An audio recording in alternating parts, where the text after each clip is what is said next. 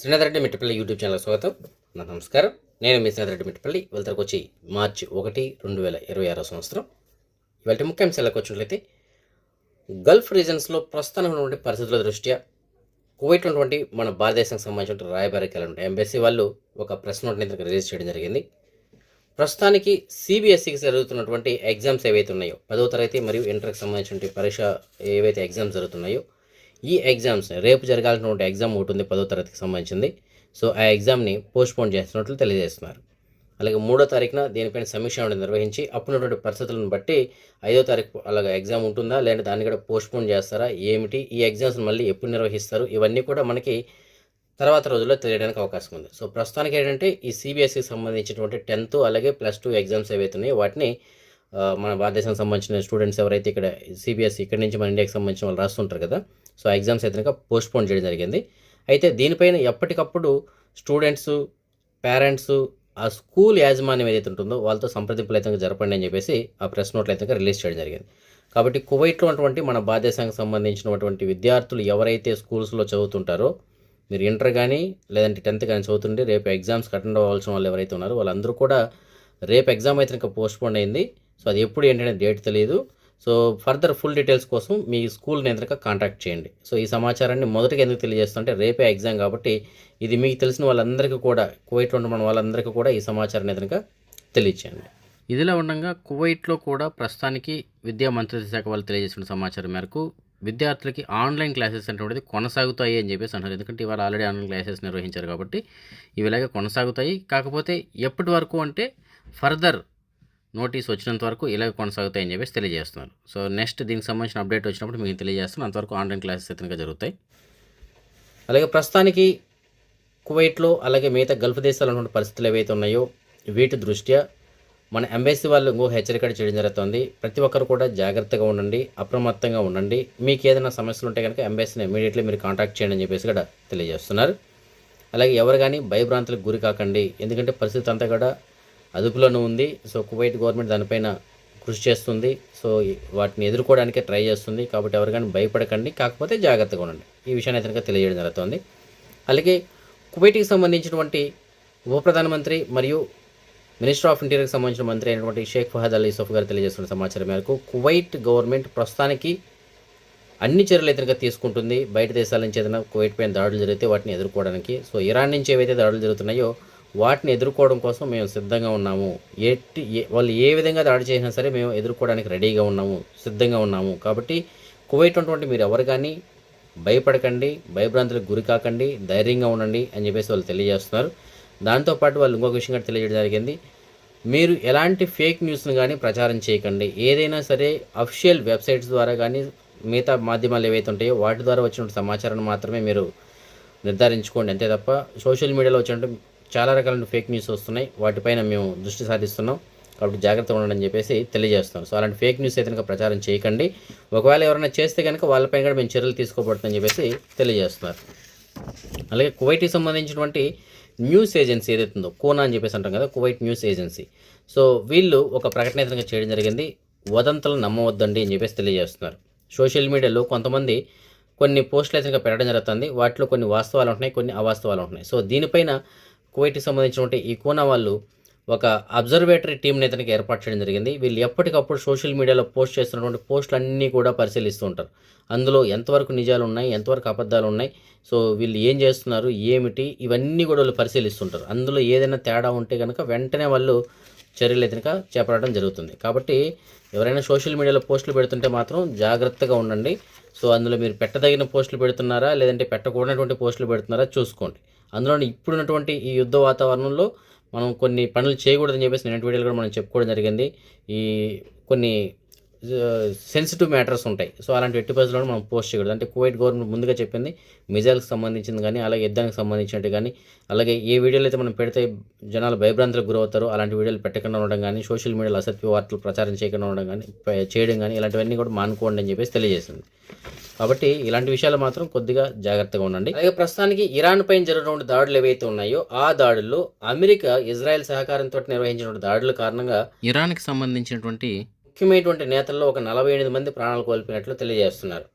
అంటే ప్రధాన నాయకుల్లో ఒక 48 మంది ప్రాణాలు కోల్పోయినట్లు తెలియజేస్తున్నారు. అలాగే ఇరాన్ దాడుల్లో అమెరికాకు సంబంధించిన ఒక 3 సైనికులు కూడా మృతి చెందినట్లయితే కనుక ఆయన తెలియజేయడం జరిగింది. అలాగే ఇరాన్ మిగతా దేశాల్లో ఏవైతే దాడులు నిర్వహించిందో ఈ దాడుల కారణంగా చాలా దేశాలు అయితే కనుక ప్రాణ నష్టం కానీ ఆస్తి నష్టం కానీ జరిగిందని చెప్పేసి మనం చెప్పుకోవాలి. సో కువైట్లో అయితే కనుక చాలా తక్కువే, కానీ మిగతా దేశాల్లో దుబాయ్ కానీ బహ్రెయిన్ కానీ ఇలాంటి చోట్ల అయితే కనుక కొద్దిగా ప్రాణ నష్టం కూడా జరిగింది.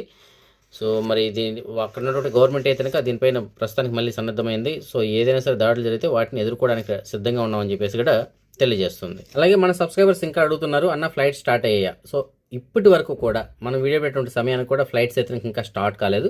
ఫ్లైట్స్ కనుక స్టార్ట్ అయితే దానికి సంబంధించిన సమాచారం ఏదైనా వస్తే కనుక నేను మీకు తప్పకుండా తెలియజేస్తాను. సో ఈలోపు ఎవరైనా సరే ఇవాళకి రేపటి టికెట్స్ ఏదైనా బుక్ చేసుకుంటే మీరు ఒకసారి మీ ట్రావెల్స్ వాళ్ళని లేదంటే ఆ విమానయాన సంస్థ వాళ్ళని ఏదైనా ఒకసారి కాంటాక్ట్ చేయండి. వాళ్ళు మీకు తగినటువంటి అప్డేట్ ఏదైనా ఇస్తారు. ఆ టికెట్లని పోస్ట్పోన్ చేయడమా లేదంటే అమౌంట్ రిఫండ్ ఏముండవా ఏంటి అనేటువంటిది తెలియజేస్తారు. కాబట్టి ఫ్లైట్స్కి సంబంధించి ఇంకా అప్డేట్ రాలేదు. అప్డేట్ వచ్చిన తర్వాత మీకు నేను తెలియజేస్తాను. అలాగే మనందరికీ తెలుసు కదా, ఇరాన్కి సంబంధించినటువంటి సుప్రీం లీడర్ అయినటువంటి ఖమేనీ ఆయన ప్రాణాలు కోల్పోయిన తర్వాత దాని తర్వాత ఎవరు దానికి ఆ పదవిని అయితే చేపట్టబోతున్నారు అని చెప్పేసి సో తాత్కాలికంగా ఒకరినైతే ఎన్నుకోవడం జరిగింది. అయితే బాధ్యతలు మాత్రం పూర్తిగా సుప్రీం లీడర్గా బాధ్యతలు మాత్రం ఆయన యొక్క సెకండ్ కుమారుడు అంటే రెండవ కుమారుడు అయినటువంటి ముజ్దబాకు, ఆయన పేరు ముజ్దబాకు, ఆయన బాధ్యతలు చేపడతారని చెప్పేసి తెలియజేస్తున్నారు. ఇదిలా ఉండగా ఖమేనీకి సంబంధించిన అంత్యక్రియలు ఇవాళ ఇరాన్లో ఉన్నటువంటి ఈ షియా మతస్థులు అంటే ముస్లింలోని షియా వర్గానికి సంబంధించినటువంటి ముస్లిమ్స్ ఎవరైతే ఉంటారో వారి యొక్క ఆచారాల ప్రకారం ఇవాళ ఆయన యొక్క అంత్యక్రియలు అయితే ముగిశాయి. సో ఆయన యొక్క రెండవ కుమారుడు అయినటువంటి ముజ్దబాకు ఈ బాధ్యతలు ఏదైనా చేపడతారని చెప్పేసి తెలియజేస్తున్నారు. అయితే ఆయన అధికారికంగా ఎప్పుడు చేపడతారు ఏమిటి అనే దాని గురించి ఇంకా సమాచారం అయితే మనకి లేదు. ఇదిలా ఉండగా పాకిస్తాన్లో ఉన్నటువంటి అమెరికాకు సంబంధించినటువంటి కౌన్సిలేట్ అంటే రాయబారి కార్యాలయం ఏదైతుందో ఆ రాయబారి కార్యాలయం పైన పాకిస్తాన్కి సంబంధించినటువంటి కొంతమంది యువకులు దాడులు చేసి ఆ ఎంబసీని అయితే చాలా వరకు ధ్వంసం చేయడం జరిగింది. దాడులు నిర్వహించారు ఎంబసీ పైన. మరి దీని యొక్క పరిణామాలు ఎలా ఉంటాయో మరి మనం చూడాలి. ఇటువైపు ఇలా ఉంటే ఇంకొక వైపు ఆఫ్ఘనిస్తాన్ పాకిస్తాన్ రెండింటి మధ్య గొడవలు అయితే జరుగుతున్నాయి. ఇవన్నీ పక్కన పెడితే మన భారతదేశంలో ఇరాన్కి సంబంధించినటువంటి సుప్రీం లీడర్ అయినటువంటి ఖమేనీ మరణించిన తర్వాత మన భారతదేశంలో కొంతమంది ఆయనకి మద్దతుగా ఏడవడం, ధర్నాలు చేయడం, అలాగే కొన్ని చోట్ల ర్యాలీలు నిర్వహించడం ఇలాంటివి అయితే చేపట్టారు. మరి ఎందుకో తెలియదు. మరణించింది ఒక పక్క దేశానికి సంబంధించిన వ్యక్తి.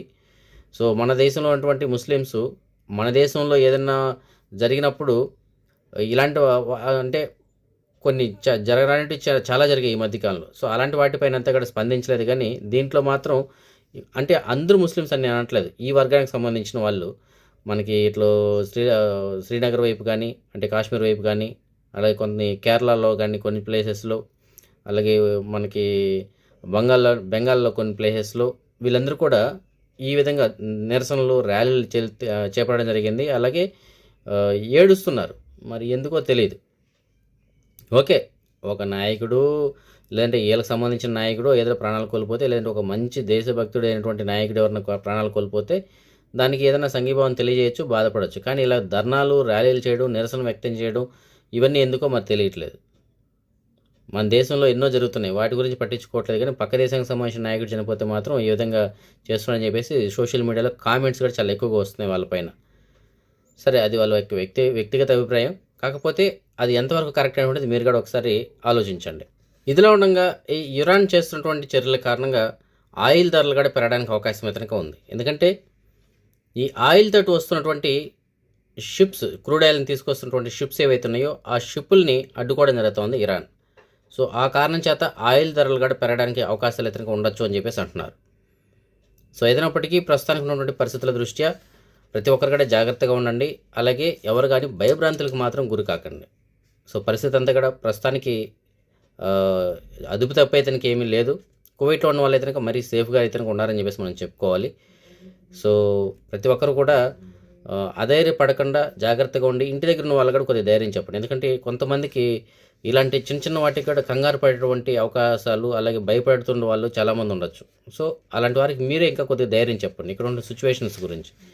ఎందుకంటే ఇక్కడ ఉన్న సిచ్యువేషన్ మీకు అందరికీ తెలుసు ఎలా ఉన్నారు అనేది. మామూలు రెగ్యులర్ రోజులు ఎలా ఉన్నారో అలాగే ఉన్నారు తప్ప పెద్దగా ప్రాబ్లం అయితే ఏమి కానీ ఇక్కడ మనకి కనిపించట్లేదు. ఎందుకంటే ఇక్కడ ఉన్నటువంటి ఆర్మీ మనకు ఆ విధంగా ధైర్యాన్ని ఇస్తుంది. సో ఆర్మీ అన్నింటిని కూడా ఎదుర్కొంటూ ఉంది. కాబట్టి ప్రతి ఒక్కరు కూడా ధైర్యంగా ఉండండి, ఇతరులకు కూడా ధైర్యాన్ని చెప్పండి. అదే మనం ఈ మనీ ఎక్స్చేంజ్ విషయానికి వచ్చినట్లయితే ప్రస్తుతానికి ఒక కువైట్ దినార్ మన భారతదేశం రూపీస్లో సుమారు 295 రూపాయలుగా ఉంది. బంగారం విషయానికి వచ్చినట్లయితే మాలియాలో ఉన్న సూకల్ వతిలో ఉన్నటువంటి షాప్ నెంబర్ 121లో ఉన్నటువంటి ఎఫ్కే జ్యువెలర్స్ వాళ్ళు మనకు అందించిన సమాచారం మేరకు 22 క్యారెట్ల బంగారం ప్రస్తుతానికి 1 గ్రామ్ ధర 48.80 పిలుసుకుంది ఉంది. సో నిన్నటికి వాళ్ళకి స్థిరంగా ఉందని చెప్పేసి చెప్పుకోవాలి. కాకపోతే మొన్నటితో పోల్చుకుంటే మాత్రం బాగా పెరిగిందని చెప్పేసి మనం చెప్పుకోవాలి. అదే 24 క్యారెట్ల బంగారం ఇంకా బిస్కెట్ల రూపంలో బంగారం ప్రస్తుతానికి 1 గ్రామ్ ధర 52.432 పిలుసుకుంది. సో ఇవి ఫ్రెండ్స్ ప్రస్తుతానికి ఉన్నటువంటి అప్డేట్స్. రేపు దీనికి సంబంధించినటువంటి ఈ ప్రస్తుతానికి ఉన్నటువంటి పరిస్థితులకు సంబంధించినటువంటి ఏదైనా ఎమర్జెన్సీ అప్డేట్స్ ఏదైనా వచ్చినట్లయితే కనుక మీకు నేను తప్పకుండా తెలియజేస్తాను. లేదంటే రేపు రాత్రి 9 గంటలకు వచ్చేటువంటి రెగ్యులర్ వీడియోలో మళ్ళీ కలుసుకుందాం. అంతవరకు సెలవు.